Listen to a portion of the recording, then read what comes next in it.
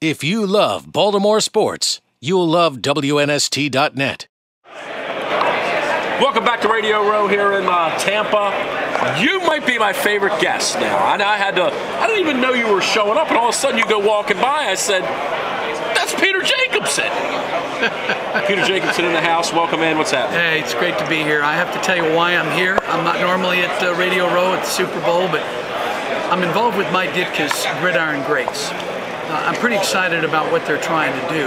I represent a company called Laser Spine Institute, which is the world's leading center for minimally invasive endoscopic surgery. I had back surgery a couple of years ago from this organization. What surgery have you not had?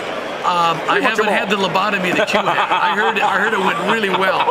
All your listeners tell me it went great, and I want to congratulate you on rebounding so quickly. I look great, don't I? But I had the back surgery, Dr. Jim St. Louis, and what they've done is they've teamed up now with Mike Ditka, his NFL Gridiron Greats, and they're donating $1 million in free medical services to these players that are disabled. And believe me, when you see these great players, hurting in wheelchairs, they can't even get out of bed, they can't walk downstairs.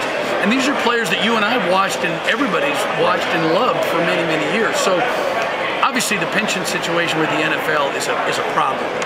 And Mike's talked all morning. We were doing radio interviews all morning about it, trying to bring awareness to this cause. But right now, I'm just happy to be involved. We're doing an online auction at gridirongreats.org. Mike and I are going to play golf with an auction winner down in Naples, Florida in November, December time. We both live down there. So I encourage anybody in Baltimore that wants to get away in November, December of this year. I might have to bid on that. Come on, go on, check online. Give me 3 aside. I'll give you 4 aside if you get it. Done. I'll give you 1 a hole. Done. You got it. I'll have my both arms back. 2-time U.S. Open champion, because I give you credit for winning that Tin Cup. I did. How did you beat Don Johnson down the stretch? I tell you what, beating Phil Mickelson and Tiger Woods is a lot harder than beating Don Johnson and Kevin Costner. Trust me. No question. Now, could you 237 yards over the water, all Kevin Costner had to do was just career it. Could you hit that shot? Let me tell you a great story about that shot. It must have been a lot of fun. It was a blast. I bet it was. Let's go back to when they filmed Tin Cup. Okay. Costner was fantastic to everybody. Ron Shelton, the director, was great. He didn't really know golf, did he, Peter? I mean, he was just he did Bull Durham and he did Field of Dreams. But he didn't know golf, though, did he? He didn't know golf. He did, but he didn't. Right. But that's why he had all us tour players on site. He had Couples, and he had Stadler, and he had Corey Pavin, and John Cook, and Bruce Litsky, and Jerry Pate, and Tommy Armour III. We had all these players there, and we kind of just whispered in his ear, how would this work, how would that work? That last shot, when Cheech Marin kept handing him the ball, and he kept hitting that 3-wood in the water. He had to Venturi know. He only won his tournament before you were born. That's right, yeah. Costner had to go on to the 18th hole there, and he had to find the perfect distance that would allow him to almost get it over the water.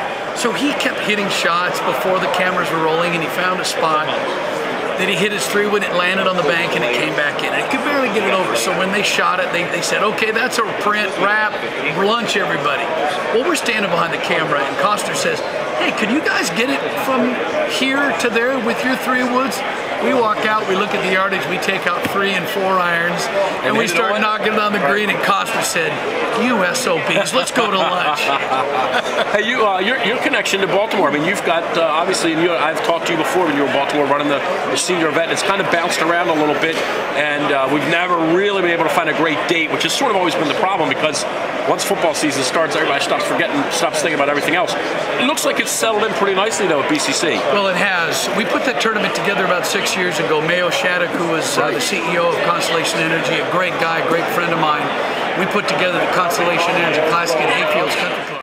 If you love Baltimore sports, you'll love WNST.net.